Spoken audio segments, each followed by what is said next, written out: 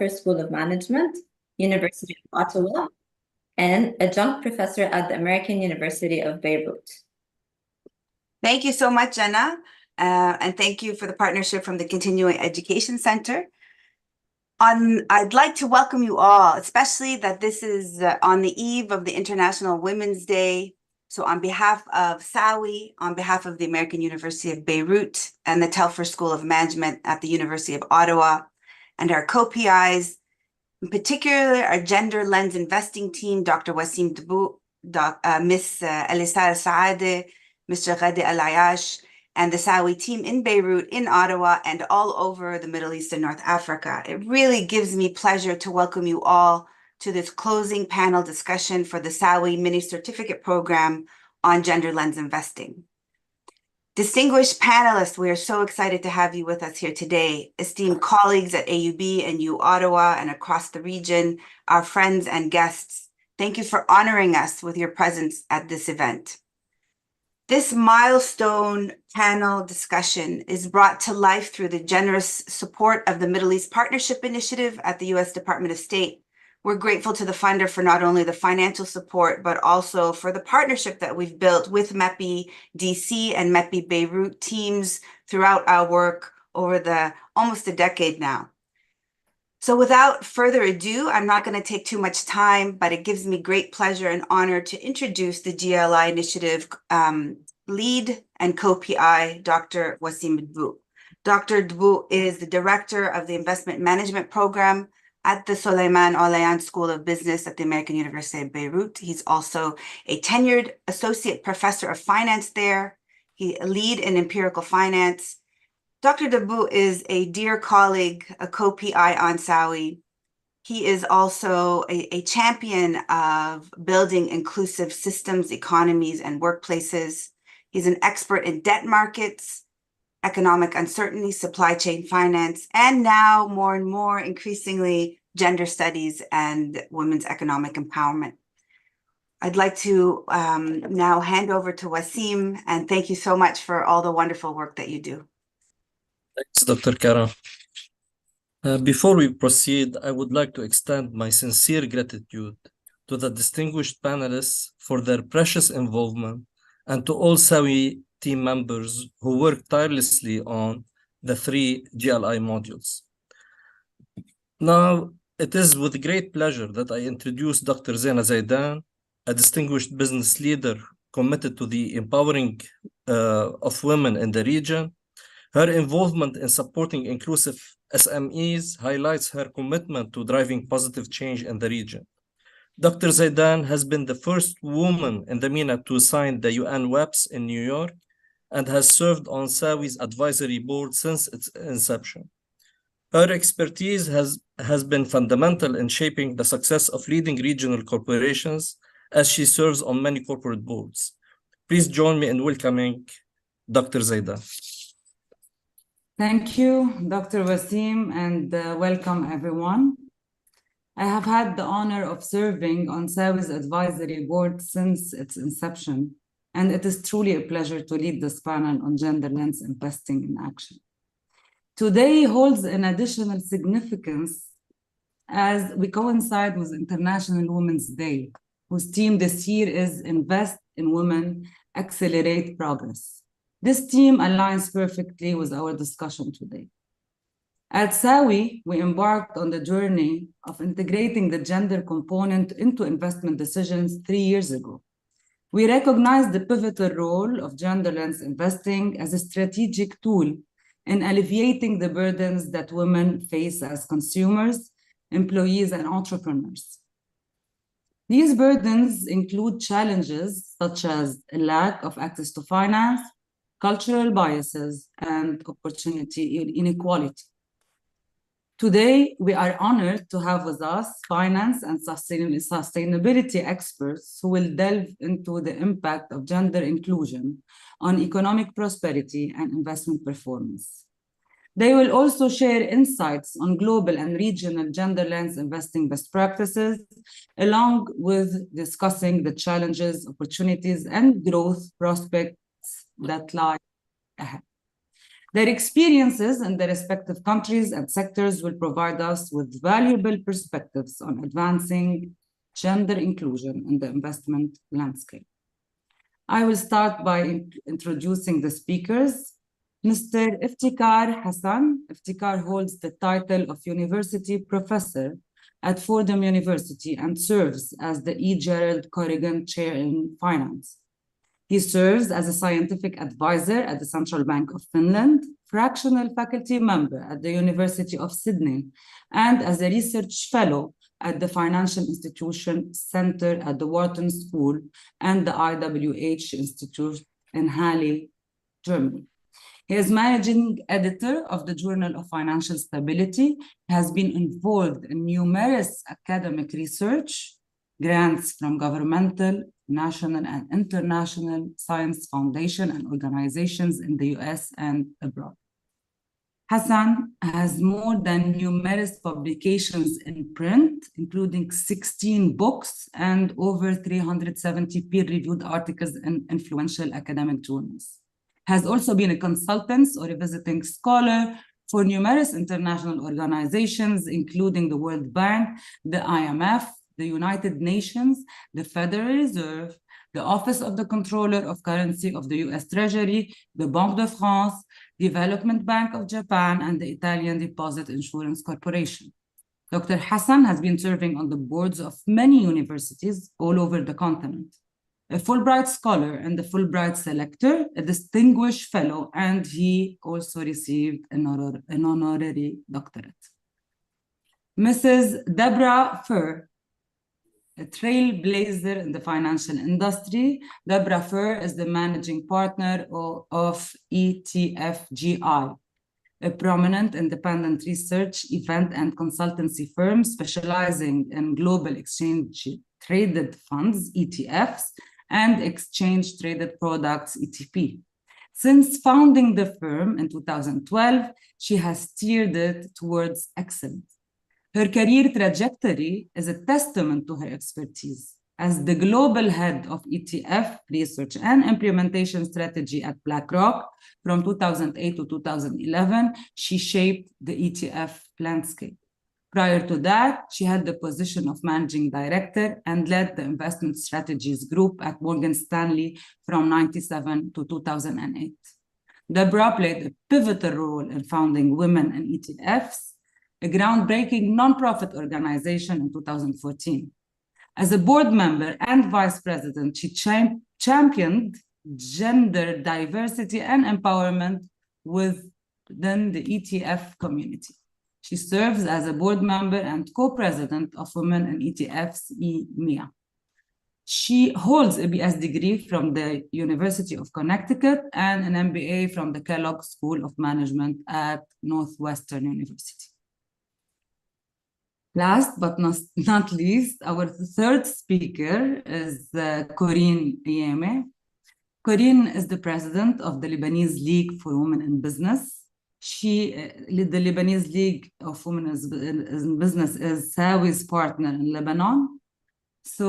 And Corinne is a friend. She is also, she served as the chief executive investment manager at Insure and Matching Funding, IM. She supervised the matching and insurance capital process and managed the work of the analytical team. Corinne was responsible for IM operations, including deal fund structuring, deal sourcing, investment project evaluation and valuation, business models validation, value creation and mentoring in investments, and supervision of exits from investments.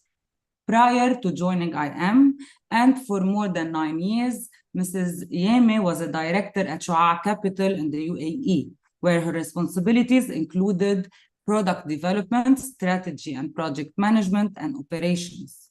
In 2006 and 2007, Mrs. Yeme worked as an assistant fund manager on several regional funds representing $1 billion in assets under management, covering 15 Arab markets. Corinne holds a master's in finance from Paris Dauphine in Paris, an executive education certification from Harvard Business School with emphasis on private equity and venture capital, and many other certifications. She is a founding member of the Lebanese Women Angel Fund and an advisor to the board of directors of Dissect University. Our panelists will give us today perspectives on the importance of GLI, especially in the growing ESG context. So let's kick things off with our first question and begin with you, Corinne. In your opinion, why is gender lens investing so relevant now? Hello, Zena, and thank you for the introduction. It's a pleasure to be here. You know, I can easily explain what is a GLI in words, just like you can find it on Google, but I guess, you know, portraying it with number would make more sense. So I'm going to take you through a couple of numbers that I have prepared over here. So women on board representation in the MENA is 2%, in emerging market it's 10%. Female senior executive in Lebanon were at 4.4%, Jordan 2.4%, Egypt 7.1%. Yet, we have the majority of the companies that are being incorporated by women today. So Lebanon, we are at 43%. So unfortunately, I guess, you know, the numbers are so low that the world has said, you know, we have to do something about it. Now, in terms of performance, we can see that when we have one woman on board, and I'm referring to IFC's number dated 2019, if we have one woman on board, that would generate a 200% increase in return on equity. On C-suite, that would generate an increase of 47% as well in terms of return on equity. So in a nutshell, the women today are, what I like to say is, it is an underrepresented asset class that is overperforming. So today, simply in terms of investment, what we see that this is an asset class that we haven't touched yet, and the investors need to focus on it. One less number that would be appealing to all of us, the same number shows that if you give $1 to a man, a woman would give it back 0.78, while the man would give it back 0.31. So, which I guess is the importance of diversity and gender lens. Very interesting. Thank you, Corinne. Deborah, from your perspective, why GLI may lead to better returns? Well, I think what we've already heard is part of it. And I would say that some of the other factors we see is when you do have women in senior roles, the companies tend to perform better. And so you also see a different way of thinking. So women think about risk differently. They tend to stay calmer when the markets are moving around, where men will react. Women tend not to invest on whims, so they tend to do a lot more research when they're thinking about how to invest. I also think it's important to think about clients as part of gender lens, because many financial advisors have spent their career talking to the man and not the woman. And quite often women live much longer than a man, or they get divorced. And if you don't have a relationship with the woman, she's not going to stay with you as the financial advisor. So I think what you find is women have been underserved in terms of how they are approached in terms of investing. I think that they also care much more about ESG factors when they invest in doing good for the world and doing good for their children and grandchildren. I think that they also are thinking about these people when they're investing. And so you also, as an advisor, need to think about, are you engaging with the children, especially younger girls? The literacy is very important in understanding finance. And I would say also, when you think about gender lens, it's very difficult for many women to get venture capital funding or any kind of funding. And I think, as was just illustrated, women tend to actually give back a lot more when they do run companies. So I think there's many different ways to think about gender lens investing. But I think at the end of it, it really makes a lot of sense. And the performance is there for the companies, and it's there for what you're going to give back to the community. Thank you. Thank you very much. I like the literacy is very important in understanding women force, and especially in young girls, and that's very important. And I can move with this to you, Iftikhar. Can you please tell us what are the key factors that indicate the relevance of GLI?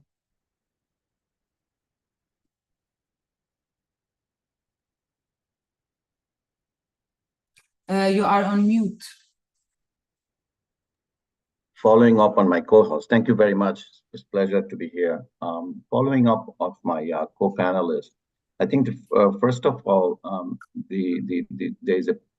there's a progress in the community in female representation, but not that much has been done in the investment management side. When we see the representation in Russell 2000, it's a tremendous progress of women in the board has crossed the 50%.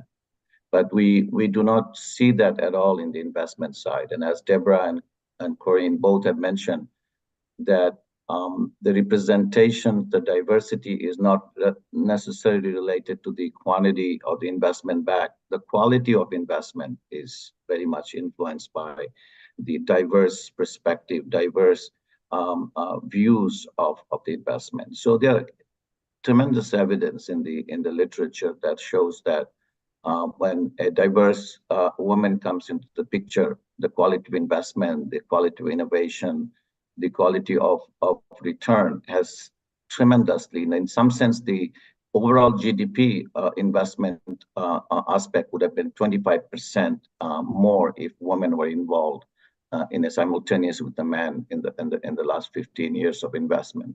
So to be more direct on your particular question, some of the start comes from the academic institutions. I think in many ways, if we would have started attending to the encouraging to the females in the academic institutions, involved in the investment clubs, involved in the process of involvement development, I think we need to start that at the very earliest stage, from the high school, from the colleges. AUB has taken significant attempt to do that in recent years. I think in summary, it has to start at the academic institutions early on. Yes, thank you very much for your insights. I will move now to question 2. How can we shift our mindset from traditional stakeholders to environments from strategical stakeholders view? I mean, from shareholders to stakeholders view, to environmental, social, and governance considerations to ensure that these investments not only promote women's economic empowerment, but also foster sustainable and inclusive growth across diverse sectors and communities. Deborah, as a consultant in the investment and ETF arena, can you please define what is investing in ESG ETFs? Sure. So it is very personal because although ESG stands for environmental, social, and governance, for many people, what is social or governance really depends on who you are and where you are. But I think in general, there are some climate, the E has been easier to identify and people can see it, especially during COVID. I live in London. I can remember how the sky was always very blue and sunny. You could see photos of India and other countries where often the pollution was very extreme. The sky was much better because there were fewer planes, trains, and automobiles going around. And so I think people have embraced that. The fires in Australia also caused them to believe in climate change and the environmental changes. So looking at carbon offsetting, looking at moving to net zero, those are things that many investors, especially in Europe, believe in. And we do see the regulators are actually also encouraging the creations of benchmarks that move us in that direction.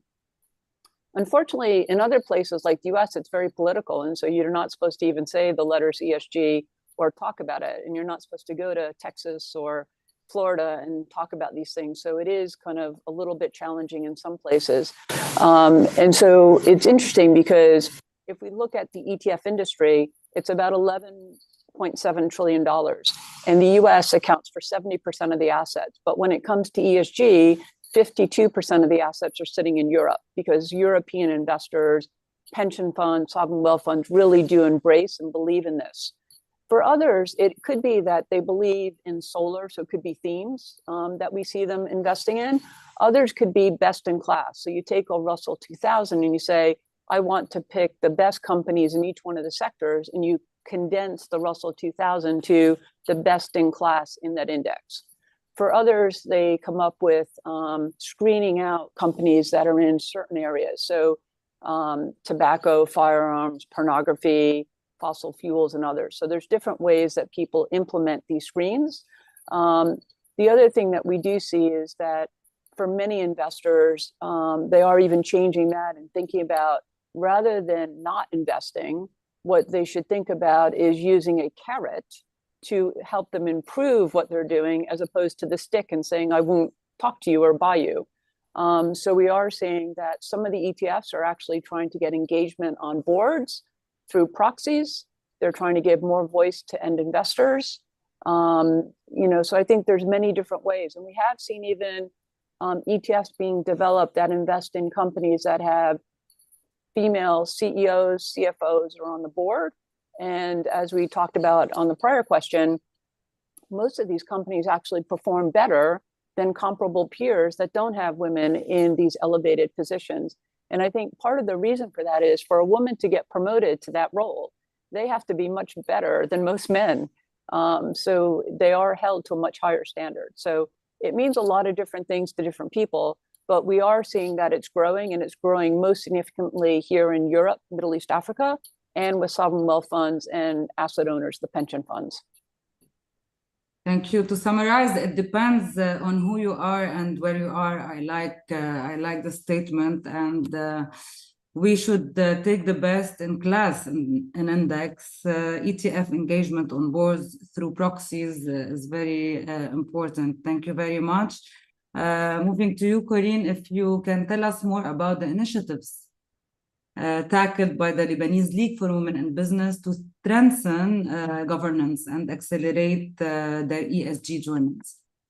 Well, LLWB, the Lebanese League for Women in Business, is a local Lebanese NGO that is dedicated for women economic empowerment. And we do that by empowering the woman as a person, empowering the woman as a leader, as an entrepreneur, and as a C-suite caliber.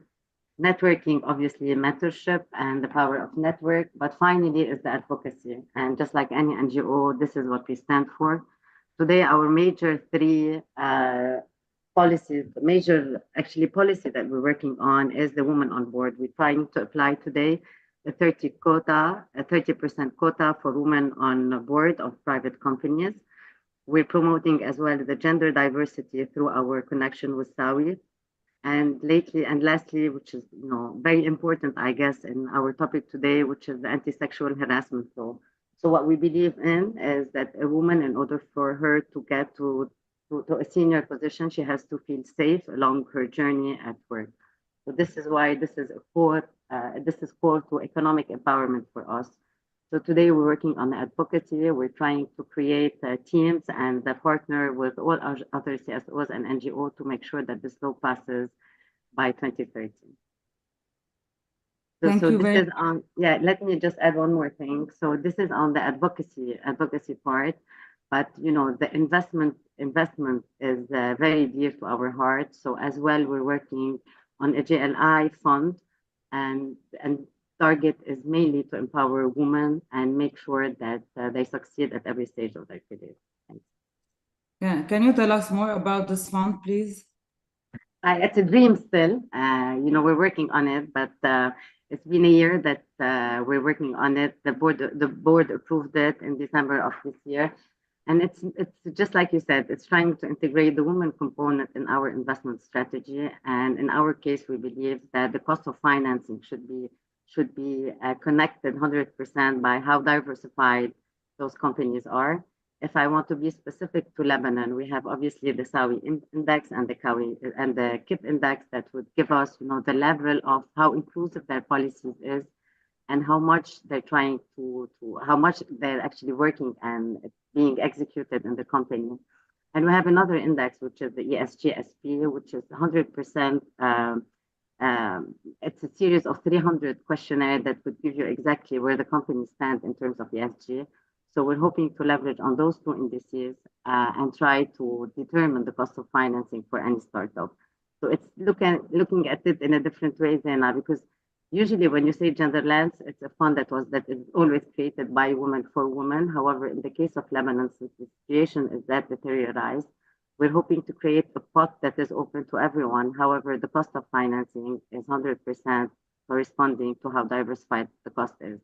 So for example, a man, if the company is formed 100% of men, and allow me to say if it's formed 100% of women as well, because we believe in diversity, the cost of equity, for example, would be around 12%. And we will be monitoring this company. And if they manage to increase their scoring, whether it's SAWI or ESG, they can go down to 2%.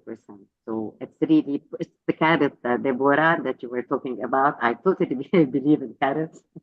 Investment-wise, and I think we should push the people because the heart is there. I think everyone on this call would say that gender lens investing is very important. However, when we're in a depressed situation, it's very hard to look at the woman, and they would tell you, we'll deal with that in due time. But I think it's the appropriate time for us to pick it up, especially that in terms of depression, what you need to do is to utilize any resource that you can find around you, and what is closer than the woman sitting next to you. Thanks. You got it. You have 3 investors now. What do you think, Iftikhar? Would you invest in this? Yeah, definitely. I think the panelists have mentioned this, but I think to your question on the ESG, the S component didn't get as much attention, and I think this particular question comes to the S component. So one of the perspective could be influenced to all of us to focus on that if we could create the gender empowerment in the gender investment decisions, gender involvement as one of the component of the S. So as we evaluate a company for their S, there are many things they look at: the happiness of the employee, the unionized organizations representation on the board. But if somehow this woman representation could be part of the S, this is not only going to create an empowerment for women, it's actually going to increase the diversity of investment, all the things Corinne was mentioning, Deborah was mentioning. I think it will strengthen the overall perspective. So this I component, I think all of us who are activists in a positive academic way, in an investment organization way, we should focus on that particular part. It would not, as Deborah mentioned, we do not have to worry about which society and which economy is not following it. It is part of the political cycle. Europe is ahead of us because Germany has been in the leader. They had a representation of Green Party for a long time. They are in the power structure. That has really moved into a direction that's something to look forward to for every country to see how we can go towards the best possible alternative. So even though it is not the case here in the US yet, but still we feel that there is a tremendous progress on this aspect, and we should continue to go to that route. Yes, thank you very much. But just from your board roles in many universities around the globe, are there any task force, ESG task force on a board, task force on a board level that is taking care of advancing or taking care of the policies and the procedures regarding everything related to ESG and women advancement? I think in many countries it didn't come as much as globally. I mean, United Nations has impact on a particular area of gender, women, others, and it's the Under Secretary General. But overall, in every country, in many countries, there are ministry, where is a Ministry of Women and Gender. But these are progresses. But here in the aspect of the resources and money, where as in the beginning, someone said that when the money goes to the hand of the men, usually a big chunk of it goes into entertainment and consumption pattern. Where money goes to a woman, it goes to the family. It comes back in a more productive way. So even a microcosm of investment, and not even going to the stock market investment, having investment through the gender perspective is actually significantly quality improvement for a family. So similar ways, when investment goes in the overall country level, global level, you would see that the return the investment and the woman will have a more say into the development of the society, and you'll find out that the society is developing in tangibly different way than what you see now. And it is not something based on only this panel, and each of us who are listening to us, they all would know that when money goes to the fair gender, the quality and the overall quality of the investments and perspectives are different. And in my opinion, is actually better. Thank you very much. Moving to our third question today, what does your institution bring out to these types of initiatives, or how does your institution contribute to GLI? Deborah, can you tell us more about women in ETFs? Sure, I'd be happy to. So Women in ETFs has just turned 10 years old. So it was created to connect, support, inspire women and diversity and inclusion in the ETF industry. So ETFs are a relatively new investment product. They've only been around for 34 years. And so we wanted to make sure there was a way for women to learn about trading, regulations, investing, and empower them to have a great career. And so when we built it, we started off with having professional development, educational events, networking. We now have university outreach. We do mentorship programs. We also have a speakers bureau, because how many times do you go to an event and it's all white male speakers? So we want to encourage events to at least include a woman. There's many qualified women. Same with the press. They don't have to always speak to men. So I think you can't be something you don't see. And so we want to make sure that younger girls and women can see people in the C-suite, see them on panels, see them in the press, and they can believe that they can go there themselves. The other thing we do, which actually I did one this morning, is for International Women's Day, Women ETFs partners with exchanges around the world. So I was at the CBOE exchange in London, and they did their first external bell ringing ever, because they have a new office. They don't have a real bell, it's only about this big. But we do it to celebrate diversity and women's empowerment. And normally we would have events that also talk about these initiatives. So I think this is an important thing that we do around the world and have been doing for 10 years. So I would say that our aim is to empower women to build successful careers. We now have chapters around the world. 21% of our members are men. And I felt it was very important to have men as part of the organization, because you want allies to be there to help build the women up and to understand the issues. And so we've had men be involved. Our organization runs based on donations from corporate sponsors. And we have over 50 corporate sponsors that are exchanges, index providers, asset managers, brokers, trading firms, et cetera, around the world. So it's exciting. And I do think that the best is still to come. It's interesting to see how so much is changing. And now that COVID is behind us, the excitement to come back in person and have discussions is really exciting to see. And we've started new chapters in Seoul last year. We're starting one in Poland in a month. We're starting one in Spain soon. And we have them across the US too. So it's fun and enjoy it very much. Thank you very much. I actually the Ring the Bell event is one of the biggest events. We did it here for many years also, and now we can add some social sustainable stock exchange. So SSS to it, hopefully. Unfortunately, in Lebanon, we are still 2 of 150 board members on stock listed companies, and with SAWI and LLWB and our partners, we are trying to advance this in many areas of our region. Moving to you. Again, Iftikhar, what can you speak about the contribution of Fordham University in the GLI arena? Yeah, thank you again.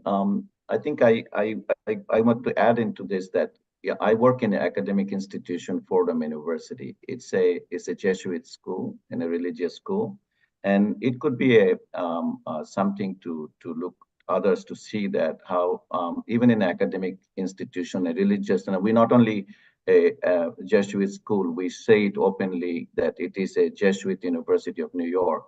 Think about in a Jesuit school, we have advancement in the woman in such a significant way. Our president is a woman. My dean at the business school is a Turkish woman. 4 out of the other 5 schools of the university are represented by the women. 60% of our student body are women. And I think the university has created the Fordham Institute for Women and Gender in 2001. And we have a significant investment club called the Fordham Women in Business since 1998. And in some sense, what I'm trying to say that it is not only the leadership aspect, that even the religious-based institution has thought about the key component of a Jesuit tradition is social justice. And in order to have a social justice, you cannot represent a community with half the population not part of it. So in some sense, the underlying mechanism is not necessarily only to have all the time to number-wise, is only equal or more or not. Our point of view is in order to create a social justice, whether it's investment, whether it is related to board, whether it's related to academic matters, we must have an equal representation of the population body. So if you look at the labor force, the institutional leadership should reflect the labor force. And if it does not happen, the productivity cannot catch up with the right representation. So in a humble way, I represented my university by saying that it is in a forefront, even being a so-called conservative religious academic institution, it has made tremendous progress. Yeah, yes, these figures are very flattering, actually, and it gives someone hope. Thank you. Absolutely. You, and I move to you, Corinne, as Chief Investment Officer at IM. So I always get confused in IM and I matching, and so I am Capital to me, as you were the Chief Investment Officer at IM Capital for many years. Could you share additional details about the Lebanese Women Angel Fund? Yeah, first, Zena, just to give you some numbers, throwing back at what Iftikhar was saying. So it's your 60% are really beautiful, and I salute you for all that. But unfortunately, if I need to give you the numbers in Lebanon labor force, we are at 22% in Lebanon. Unemployment rate, we are 30% for women, 11% for men. Employment is 47% for men, 15% for women. Managerial positions in Lebanon are dropping. So we have a lot of work to do in Lebanon. So yes, I'm the former Chief Investment Officer at IM Funding.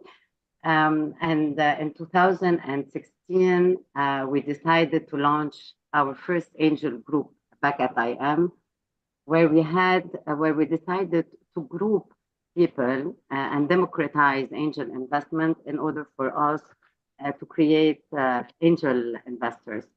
So in 2016, we recruited 25 investors, and each of them paid a ticket of $15,000, and we pooled all this money into one SPV, and that SPV was acting as an angel investor throughout the year.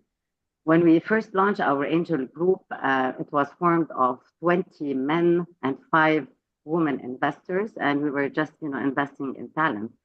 In 2017, Asma Zain, who was back at the time the president of the Lebanese League for Women in Business, looked around and asked, how come the women are so little in this group?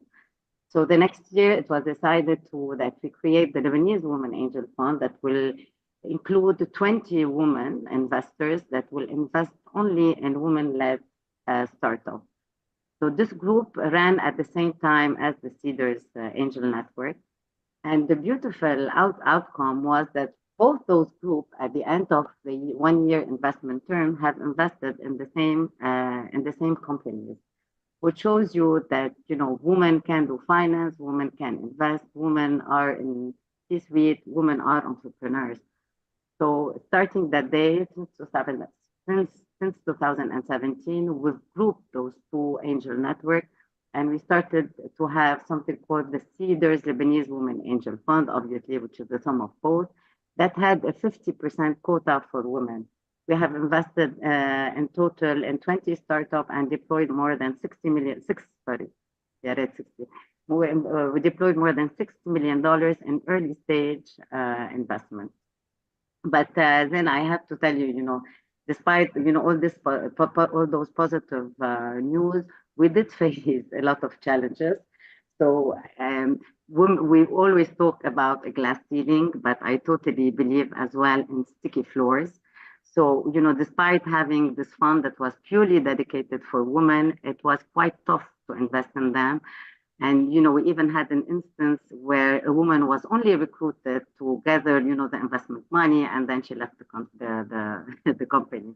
So there are pros and cons, I guess, to any side of the story, especially when you talk about early stage.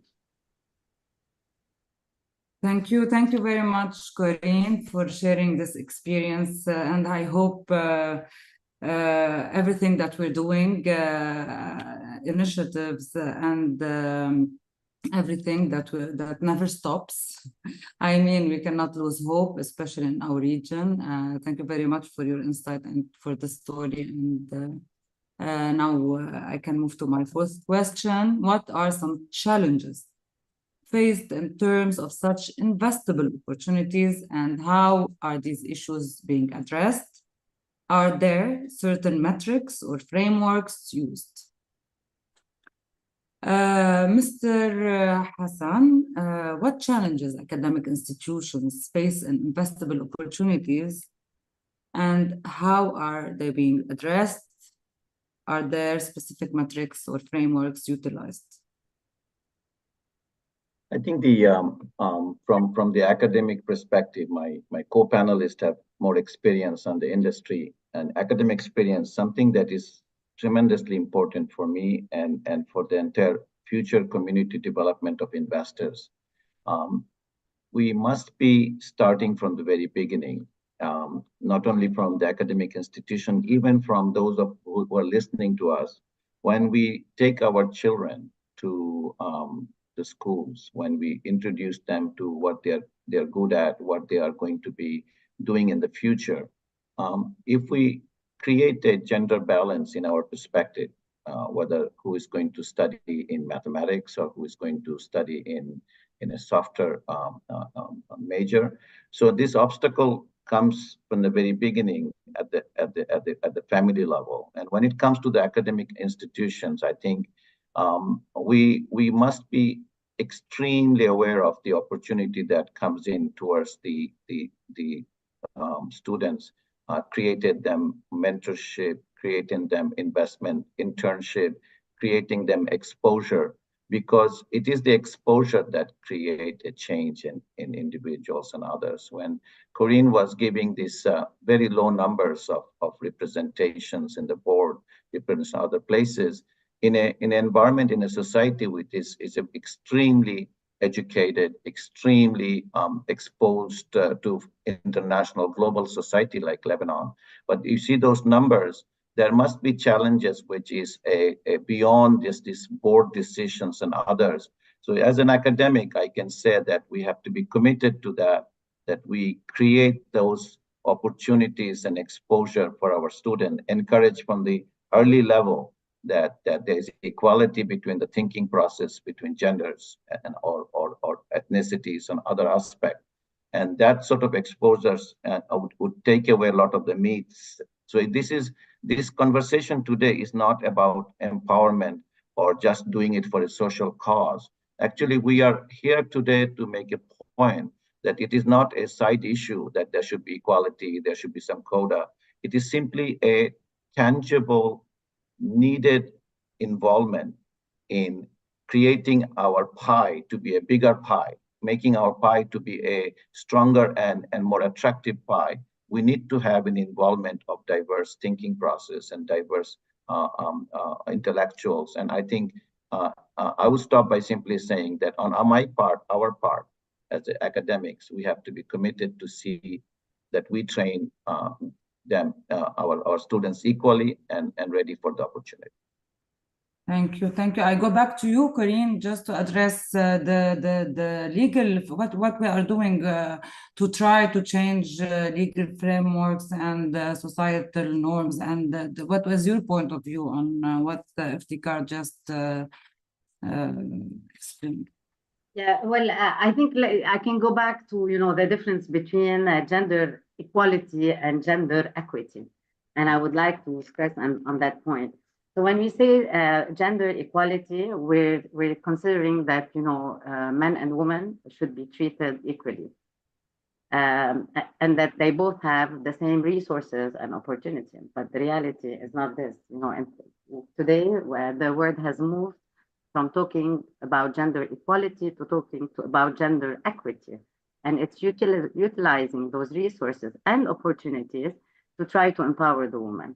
So I once read, how can you really differentiate equity and equality? And, the story is like, imagine you have a coach and he needs to give shoes, equity. So equality, he would give the same size of shoes for everyone, and equity, he will give each the size of shoes that it fits.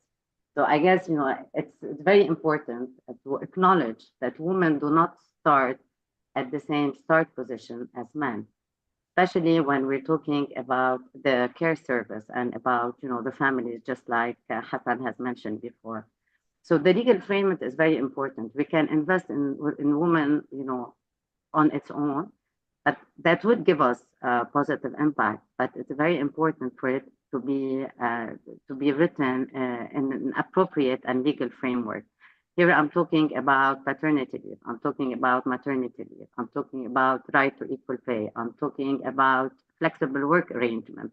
A woman that is carrying today 2 kids cannot compete with a man that is today solely probably giving the responsibility to the wife.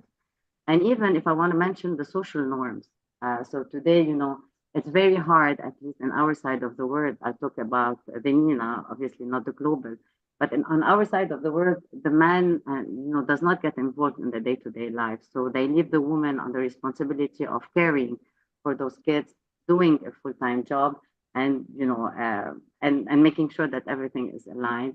This is a lot to ask, and I think when the word and the legal framework would support what the challenges that women face on a day-to-day basis, this is the only way where we can achieve the gender equality.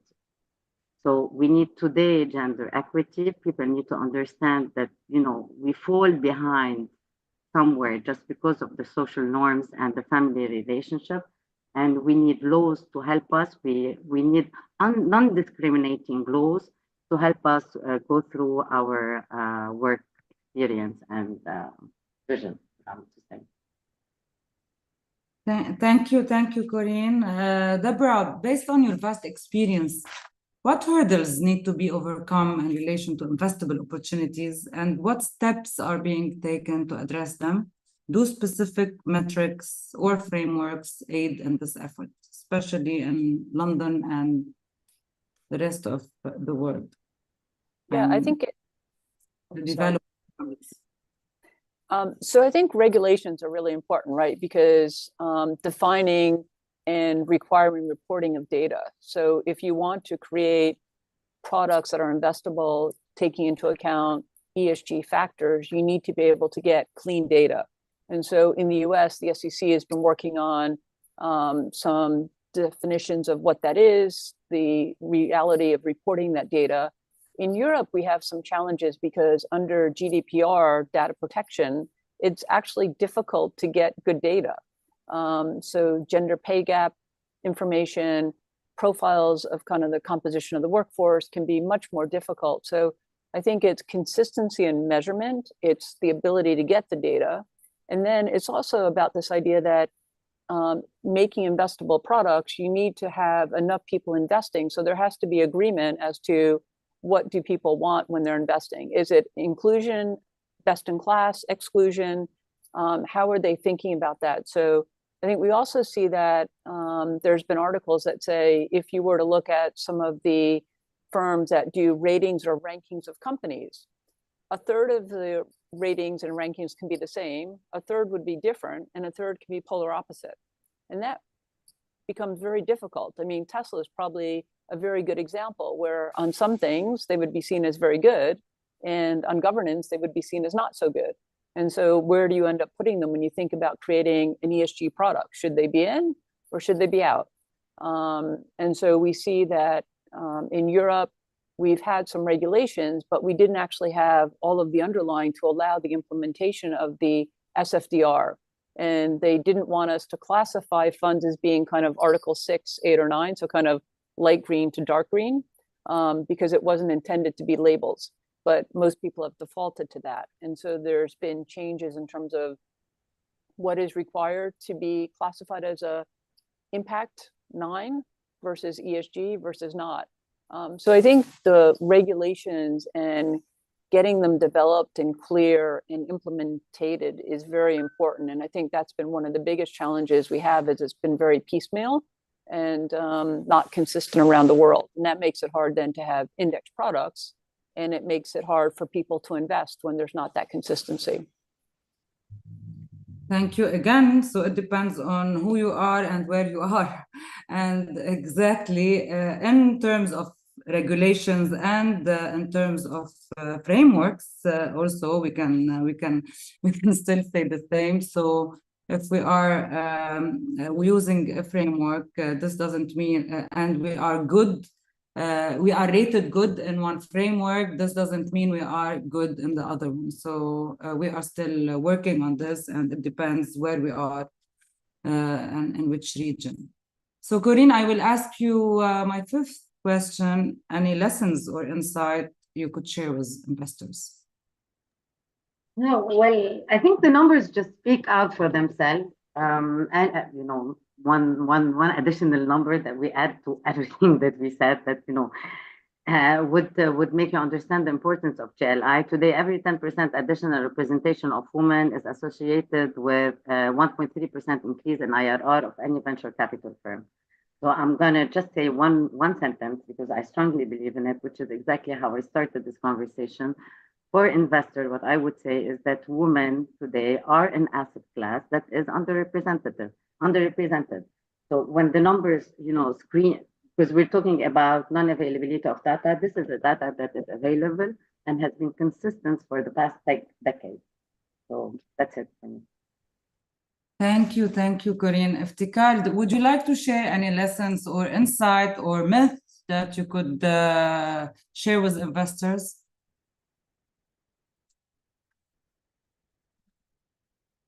You are muted.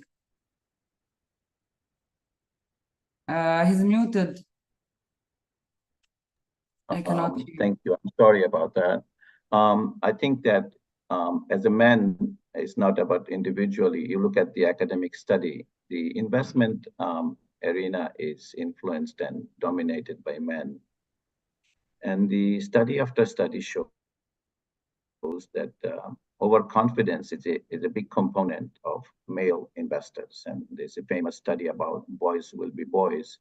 Look at individual investors, not even institutional investors. The pattern of taking risk, the pattern of trading reflect a overconfidence perspective. And I think I myself has done some work with Dubuc, Professor Dubuc and Kubesi. And we have seen that when a woman comes into the investment, a woman comes into the power structure, there's a difference between a man and a woman. Men are usually transactional. So whenever men are in any sort of environment, they immediately think about the transactionally, what they're going to gain, what is going to be their next position. Whereas the women come into the picture, it's more transformational, where women are thinking immediately that this is my responsibility, I got an opportunity, I have to do the right job. So as you bringing this conversation, this understanding has to be a component that it is not even the issue that I mentioned before. It is not an issue about the diversity issue. It is, I'm making the point again, it's an issue that increases the quality of our perspective and going forward. Whether it happens to be today, we're talking about investment, which is the reason we want to have a balance of women coming in. It is the issue of the quality of our return. And that component is crucial. And that's the point I want to emphasize again. It is the issue of the equality of our return. Thank you. Yeah, I will move to you. What do you think about this, Deborah?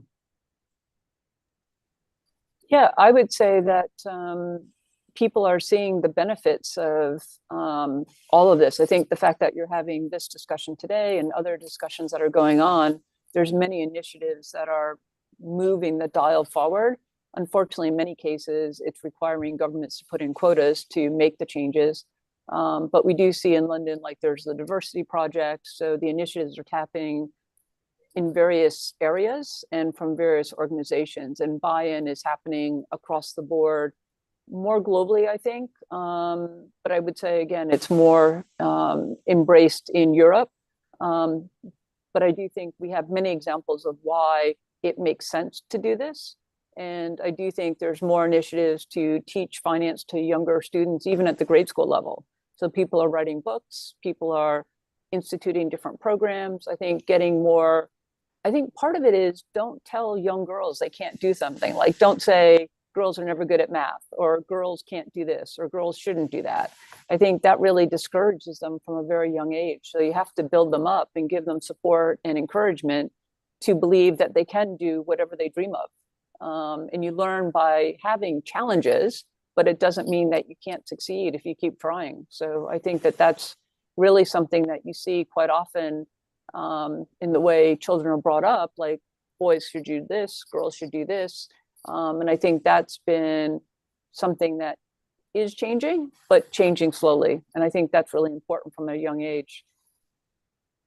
Thank you very much. Now, last but not least, being experts in this field, what are you most excited about regarding the future of gender-lens investing, especially considering its high momentum globally, and the theme this year of International Women's Day is to invest in women. So, Deborah, is it happening? I believe it is starting to happen. I mean, clearly, when we look at the growth in women ETFs, we've gone from 5 of us to over 10,000. We see chapters being developed all over the world. And I do think you see it change too. Like, I've been invited to speak at events in many emerging countries where normally there's not women on the stage, but because I'm one of the few people doing ETFs, I've spoken at events in many countries, and the women are a little bit amazed that I'm actually up there on the stage with these men, and come up to me afterwards. So I think it's interesting to watch, and I feel that giving back and going to these places and speaking and meeting with people is really empowering for me too, because you feel like it's helping me, just good vibe of doing it. I also think that there's more internship programs for girls. I often teach guest lectures at various schools, and you see that the girls are really trying to learn and look for opportunities. And I know I have quite a few people on my team that are from all over the world. I have people from Pakistan, Cyprus, Taiwan, China, Mexico, Slovakia. So having that diversity of both women and men from various places really makes a difference. And so I think it's happening, but slowly. I would hope that it moves faster. Thank you. And do you do often? I saw some. Do you have a conference that you're doing in New York very soon? So what is it about? The topic of the ETF conference? Yeah, so the one that's next week in New York is the 10th anniversary of Women ETF. So we have Carla Harris speaking, and she's written books on leadership. And I was surprised to learn she's also a professional gospel singer. I don't know how she has time to do all that and work at Morgan Stanley. We have people talking on panels about various issues. And then my company also does events on ETFs. So we talk about regulations, about benchmark changes. We talk about how investors are investing in ESG or in equities or fixed income or even crypto. Like, why do you do it? How do you do it? So we're trying to get experts come to share their view on the global macro outlook and trends that are happening that make it useful for financial advisors and institutions as a learning and educational experience. Great, good luck. Thank you very much. Hassan, Dr. Hassan or Iftikhar, how do we recognize the importance of gender-lens investing? I think one issue that I want to emphasize, I didn't I meant to in the previous questions also that when we talk about the statistics, we a lot of time look at the hierarchy, how many people are in the board, how many people are in the CEO.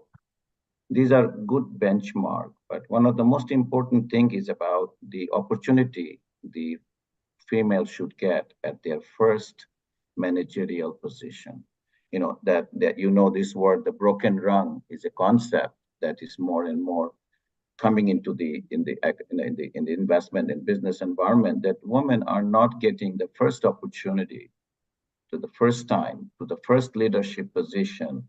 There's a significant difference between man and a woman. So in today's talk and in future, our focus should be not only to see that there are more women in the board, more women in the CEO. I think we should look into the go to the gap where women are not getting the first job equally as a man in the leadership position. And that is the essence of starting the creating in the leadership position that bring something in going forward. So in this aspect, I think that there are a lot of progress has been shown. If you notice that the Nobel Prize winner this year is Claudia Golden, and her work has been totally focused on how to advance our understanding on the women labor force. She's one of the first one brought this issue that there's a pay gap, and this pay gap needs to be resolved. Otherwise, you would not get the right productivity. And I think if you look at the perspective, I think my woman panelists would say it better, that women always, in general, shy away from being talking about themselves. And sometimes it is plausible this self-promotion behavior is less in women. I have done a study of 385 CEOs, first-time CEOs in the United States who are female. I have taken over hundreds variables, attributes, just individual attributes of these individuals between women and men. And I have made the machine to decide, not individually, to rank that what made some women to be more successful than other women to become the chief. Social network came up as number one. And it is not the case, the social network came up number one for the male. So actually, I put the machine to take the parameters from women and put into men's and say, if the woman criteria was used for men, what proportion of men would have been a CEO? You'd not believe that only 14% would be a CEO with taking the same criteria. So when I bring this criteria of the men and put into the woman and see if the men's criteria was applied on the woman, we found 142% increase in women to become men. So my summary is that we have progressed a lot, and progress is in multifaceted in many ways. As I mentioned, half the 2000 Russell is represented by women in the board, but it is not the core that me as an academic and educator, our core is to bring the equality in the early stages, and what happens in the later stages, society can decide, but we could start early on. Thank you. Thank you very much. Before saying some comments of from the chat, Corinne, would you like to say anything to just share? Well, I guess this year's topic about gender lens, if I want to be very personal about it, you need to know that I've done 25 years of experience. I have 25 years of investment experience. And just in April of last year, I decided to move to LLWB, which is an NGO. So I'm talking investment versus NGO that is dedicated for women economic empowerment. And it was very hard for people to see, the mix of both those two words. But it is gender lens. It's really taking the head from investment, taking the heart from the NGO, mixing them into one product. And this is literally what gender lens investment. I'm very happy, actually, that this is the theme of the year. We've been pitching for it for quite a few years in Lebanon. I think the abundance of people talking about this topic would bring us better performance, would create innovative financial products. We will have more data to be able to see how much improvement did the situation of the women was the situation of women year on year. So the gender lens for me is putting, in the investment criteria, something related to women. But if I want to increase it to the ESG factor, I think the transparent reporting is one of the key topics here, which will increase the gender equality and increase the partnership, but lucrative partnership. So we get a more equitable and profitable business, which is what investors want. Thanks. Amazing. So from the chat, I had Huda who said, in theory, the quota is not effective. It is desirable to increase women's ability to invest and manage major projects and provide them with a supportive environment to give them the confidence to continue. And this may increase the number of women leaders and angel investors. What do you think about this, Iftikhar? I think that the person is correct, but let's give the point that it is not only needed, it's the right thing to do. If you look at the CFO performance, I think there are some silver lining good news. The CEO performances in the US, even though the country as a whole has not moved forward as much in the ESG related issues. But over one third of the CFOs are females in the S&P 1500 companies. And if you simply look at the number, there's a progress in the US that women CFOs are making more salary than male CFOs from 2017 until today. It's nothing econometric. Simply download the data and you see that there's difference, which means that it is not, in private company is not giving money just because it's an issue of gender. It's an issue about that they're good. Many men of that quality already have become CEOs. So when we find these individuals capable of, to go to the question of the person asking that, it is not about, private companies would be giving money, private individuals give money to get the return. So we have to create the case that women, and showing this return of the CFOs and others, that women are capable as much as a man and more in bringing, whether it is overall CFO of a company, whether it's ETF manager and others, and private flow coming. So one is a cultural shift, other is the pure data, and that's why the issue as me as a non-practitioner academic side keep on emphasizing that we create the human capital that can compete at the equal level and show the data, and that can create the culture shift stronger than simply saying that I'm good at it, and so on and so forth. Anyway, I'll leave it for others to answer. Thank you very much. Corinne, what do you think about the quota? Yeah, well, a quota is something that we discuss every day. What is it quota or is it merit? I guess this is everyone's question. Why would we need quota? But realistically, so we are at LLW working for a 30% quota for women on boards of private companies.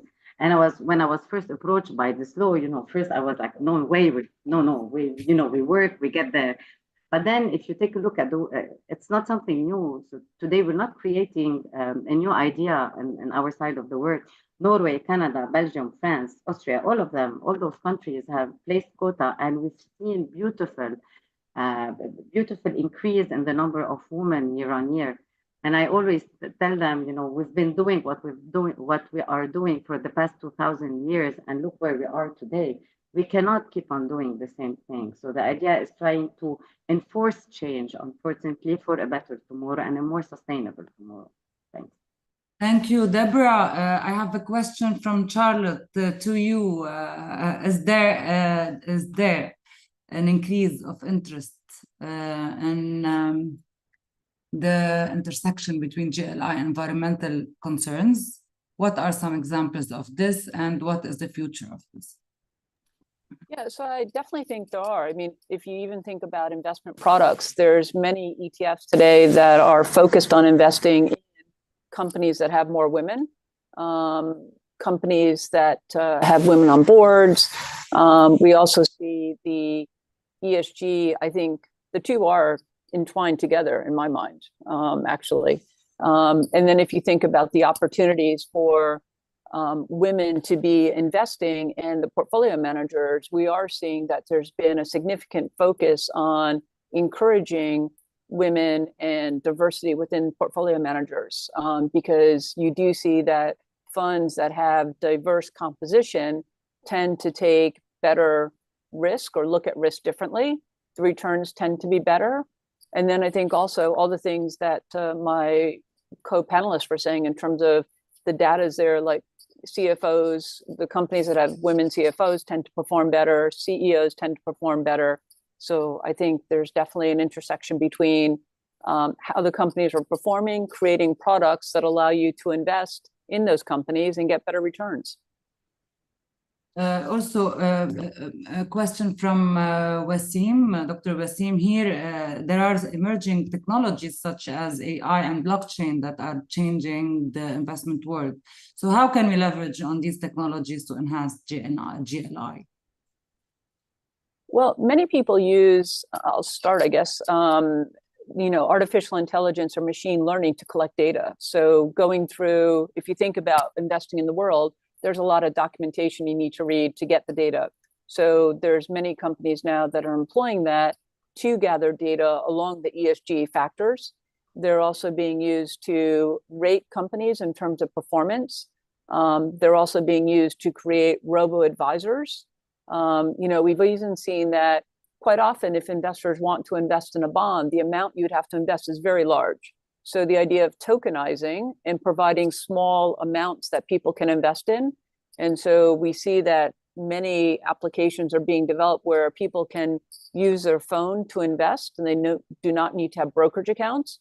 Often having a brokerage account is very awkward. People may not have PCs. So I think going forward, having model portfolios available to help you think about how to invest. And also robos give you the tools to learn about investing in lower cost products, tend to give you better returns long-term, about asset allocation. And then normally what works best is if you're then able to speak to a person, because if finance is new to you, you don't even know what to ask. And so these robo-advisors that use AI in many cases empower you to have the information and tools to then ask Karine, how should I think about this? Or someone else. So I think AI, there's a lot that can be done. And I think we're only at the tip of the iceberg here in terms of where that's going to take us. Thank you, Deborah. What is your Iftikhar? What is your opinion and your take on this AI? I have two things to talk about. One is directly the question that came in. Let me answer that first. I think the women are new into the investment area. So in some sense, this AI and blockchain could be advantages in one scenario that women are good at the information system area. They are more focused, more involved. They will be able to do a better job in a calm way, in an organized way. On the other hand, from the individuals involved in the investment process, if there is no trust in the institutional aspect in case of any bad investment or fraudulent activity, I think this will shy away many newcomers to come in, because a lot of time confidence comes from people to feel comfortable, whether it is people speaking in academic paper shows, even in a country like Finland, people tend to go to the investor who speak the same language, same culture. So that aspect, I think it has both, and is yet to see how it's going to, I'm talking about from the lenses of gender. Of course, we need to educate individuals, irrespective of men and women, to figure out the way, as Deborah mentioned, that you would be doing the trading for your phone. But I was thinking more from today's event, from GLI, to see whether it would be detrimental to women or men. I think women for women and men, I think for women, we have to see which way we prepare, because I see both sides, that women will shy away. The first-time investors would shy away. And I want to put a second point to Corinne's previous conversation. As one of the male in this panelist, I pretty much actually like, it doesn't matter how it sounds, I very much do not mind and like to have a quota on every possible aspect of investment, other aspect, and so on. Because if there is no quota, you do not have an exposure. Okay, if you think about academic institutions and others in our society, where we created some underrepresented quota, if it is not, otherwise the individuals do not come on the same platform.